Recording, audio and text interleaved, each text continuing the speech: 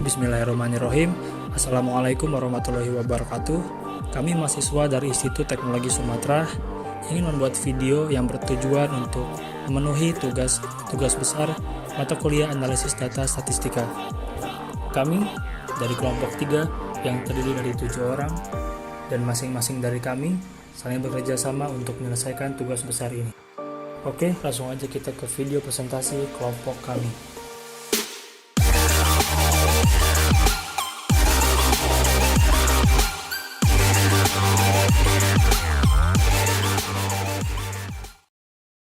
Saya Muhammad Tafas Rizal dengan NIM 120450050. Di sini saya akan memandu presentasi pada kesempatan kali ini. Namun sebelum kita lebih lanjut lagi, izinkan saya memperkenalkan teman-teman saya terlebih dahulu.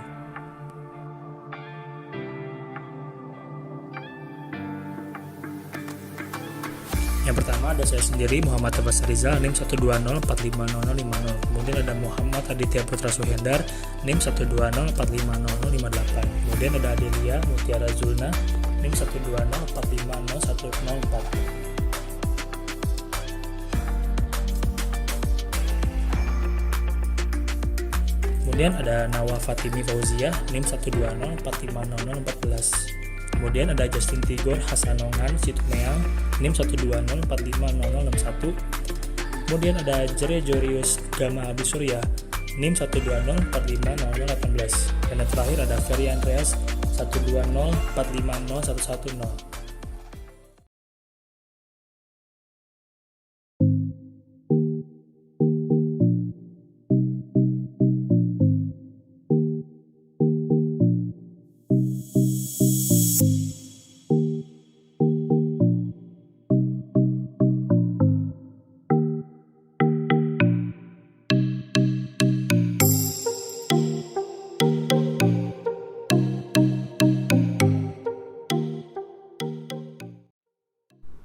Assalamualaikum warahmatullahi wabarakatuh. Halo semua, tadi merupakan video pariwisata yang ada di Indonesia. Indah sekali bukan? Tentu karena Indonesia merupakan salah satu negara yang banyak sekali tempat wisata, sehingga menarik para wisatawan asing dari berbagai negara. Oleh karena itu, kelompok kami ingin menganalisa pengaruh jumlah wisatawan mancanegara terhadap pariwisata yang terdapat di Indonesia.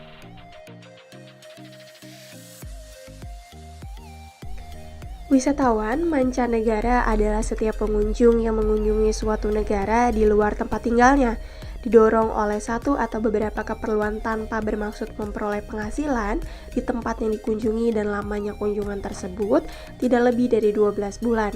Wisatawan mancanegara yang berkunjung ke Indonesia merupakan sumber visa atau pendapatan yang diterima oleh negara melalui destinasi wisata yang ada di Indonesia.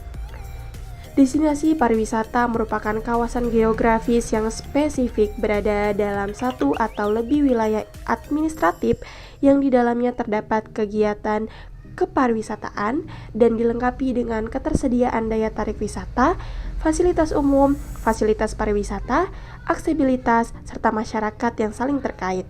Pada tahun 2020, pandemi COVID-19 menghantam seluruh negara termasuk Indonesia. Maka apakah yang terjadi pada keberadaan wisatawan mancanegara bagi pariwisata di Indonesia?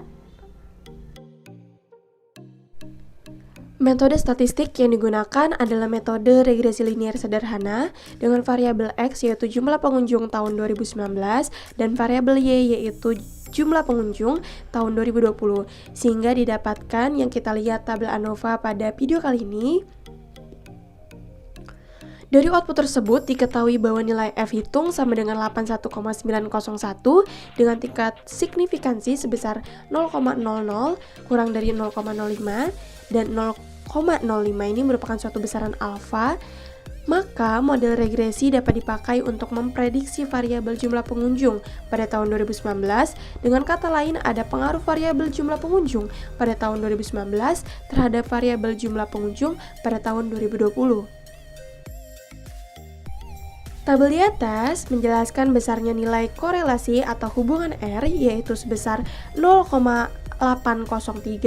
Dari output tersebut diperoleh koefisien determinan atau R-square sebesar 0,638 yang mengandung pengertian bahwa pengaruh variabel bebas atau jumlah pengunjung pada tahun 2019 terhadap variabel terikat yaitu jumlah pengunjung tahun 2020 adalah sebesar 63,8%.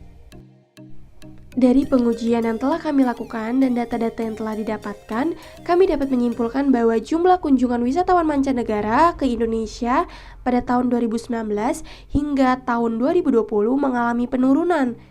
Penurunan ini disebabkan oleh beberapa faktor. Salah satu faktor yang menyebabkan penurunan yaitu akibat adanya pembatasan perjalanan yang diterapkan oleh negara-negara akibat COVID-19. Pandemi COVID-19 telah menghantam industri pariwisata dan ekonomi kreatif di Indonesia. Tidak main-main, sejak Februari 2020, jumlah wisatawan mancanegara yang masuk ke Indonesia mengalami penurunan yang sangat drastis. Dan puncaknya terjadi April 2020 dengan jumlah wisatawan hanya sebesar 158.000. Jika ditotal sepanjang tahun 2020, jumlah wisatawan mancanegara yang masuk ke Indonesia hanya sekitar 3,785 juta orang. Bisa dibilang angka tersebut sangat memprihatinkan karena dari total tersebut hanya sekitar 20% dari jumlah wisatawan yang masuk ke Indonesia pada tahun 2020. Dengan menghadapi kenyataan pahit tersebut dan pandemi yang terus melanda hingga saat ini, penting untuk pemerintah agar terus meningkatkan kunjungan wisatawan mancanegara ke Indonesia dengan cara melakukan penerapan protokol kesehatan serta menguatkan informasi terhadap kebersihan dan kesejahteraan tempat wisata tersebut. Hasil model persamaan regresi dapat digunakan sebagai pedoman untuk memprediksi hubungan antar variabel di luar data yang dijadikan sampel dalam suatu populasi. Uji regresi linier sederhana seperti uji T sangat membantu untuk mengetahui pengaruh kualitas dan kuantitas suatu variabel bebas terhadap variabel tak bebas. Berdasarkan pengujian dan pengembangan yang telah dilakukan, maka terdapat saran kepada pengguna untuk kedepannya, yaitu sistem prediksi jumlah wisatawan mancanegara menggunakan analisis regresi linier sederhana untuk selanjutnya diharapkan dapat dikembangkan lagi. Lalu dari hasil pengujian yang diperoleh dalam memprediksi pengaruh jumlah wisatawan untuk selanjutnya diharapkan dapat dikembangkan dengan menggunakan metode yang lainnya dalam memprediksi. Penguji juga menyarankan pengembangan selanjutnya untuk menggunakan lebih banyak lagi variabel dalam memprediksi pengaruh jumlah wisatawan mancanegara sehingga lebih banyak lagi informasi yang dapat diberikan oleh sistem dan lebih menjadi akurat. Dasar teori yang digunakan yaitu dengan menggunakan metode regresi linier sederhana, karena di dalam regresi linier sederhana ini adalah salah satu metode yang ada dalam statistika dan masih banyak digunakan hingga saat ini. Tujuan utama dari analisis regresi ini adalah untuk melihat hubungan sebab akibat yang terjadi antara variabel yang satu dengan yang lainnya. Variabel penyebab dari regresi linier ini dikenal dengan sebutan variabel X atau variabel penjelas, sedangkan variabel yang terkena dampak dikenal dengan variabel Y atau variabel yang dipengaruhi. Persamaan regresi linier sederhana secara matematis bisa kita lihat yaitu Y topi sama dengan A plus BX. Dengan Y topi itu adalah garis regresi atau variabel respons, dan A itu adalah konstanta, B itu konstanta regresi, dan X itu adalah variabel bebas atau prediktor. Lalu, selanjutnya ada koefisien korelasi atau R. Koefisien korelasi itu untuk mengukur kekuatan hubungan antar variabel atau prediktor X dan respon Y. Dilakukan analisis korelasi yang hasilnya dinyatakan oleh suatu bilangan yang dikenal dengan koefisien korelasi. Biasanya analisis regresi sering dilakukan bersama-sama dengan analisis korelasi, sehingga persamaan koefisien korelasi atau R diekspresikan oleh rumus berikut. Sedangkan untuk koefisien determinasi atau R2 itu dapat ditentukan dengan mengkuadratkan koefisien korelasi dari contoh kasus yang telah kita lakukan. Maka koefisien determinansinya adalah R2 sama dengan 0,638. Nilai ini berarti bahwa 63,8% variabel bebas atau prediktor X dapat menerangkan atau menjelaskan variabel tak bebas atau respon Y, dan 36,2% dijelaskan oleh variabel lainnya. Selanjutnya, di analisis regresi linear sederhana ini terdapat istilah uji signifikansi dan hipotesis. Hipotesis itu merupakan asumsi atau pernyataan yang mungkin benar atau juga mungkin salah mengenai suatu populasi. Dengan mengamati seluruh populasi, maka suatu hipotesis akan dapat diketahui apakah suatu penelitian ini benar atau salah. Untuk keperluan praktis, pengambilan sampel secara acak dari populasi akan sangat membantu. Dalam pengujian hipotesis terdapat asumsi atau pernyataan istilah hipotesis nol. Hipotesis nol ini merupakan hipotesis yang akan diuji, kemudian dinyatakan oleh H0, dan penolakan H0 dimaknai dengan penerimaan hipotesis lainnya yang dinyatakan oleh H1. Jika telah ditentukan koefisien determinannya atau R2, maka selanjutnya dilakukan uji signifikan hipotesis yang diajukan. Dan yang terakhir, semua analisis uji pasti mempunyai kekurangan, dan kekurangan yang paling mencolok adalah karena hasil ramalan dari analisis regresi itu merupakan nilai estimasi.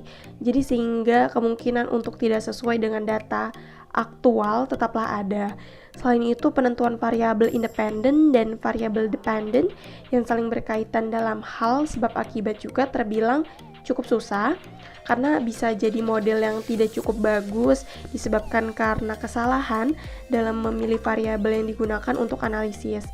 Misalkan data gaji pegawai tidak berkaitan dengan tempat anaknya bersekolah, sehingga jika menggunakan variabel tersebut, model yang didapatkan tidak akan bagus. Baik, sekian dari presentasi kelompok kami. Bila ada kekurangan, kami mohon maaf. Dan terima kasih sudah menonton. Wassalamualaikum warahmatullahi wabarakatuh.